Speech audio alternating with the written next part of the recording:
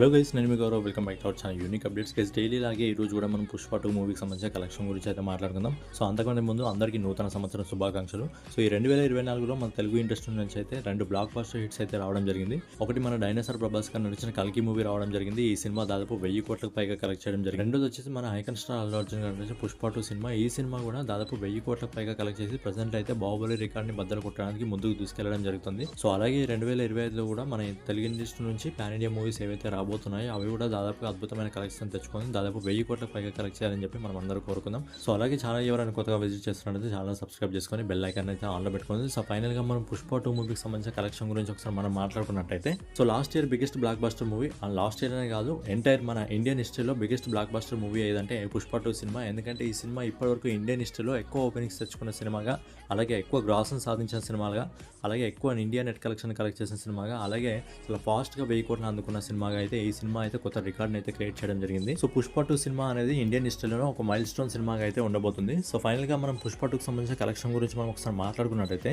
ఈ సినిమా మొదటి 26 రోజుల్లో హిందీ నెట్ కలెక్షన్ వచ్చేసి దాదాపు 776 కోట్లని అయితే వసూలు చేయడం జరిగింది.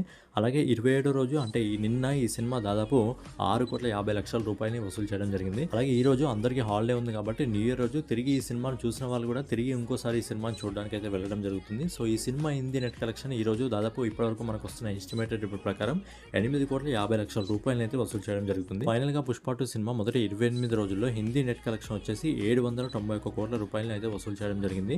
అలాగే హిందీ గ్రాస్ కలెక్షన్ వచ్చేసి ఈ సినిమా 937 కోట్లను వసూలు చేయడం జరిగింది. ఈ సినిమా కేవలం హిందీ గ్రాస్ కలెక్షన్ నే తొందరలోనే 1000 కోట్లను అందుకునే అవకాశం కూడా ఉంది.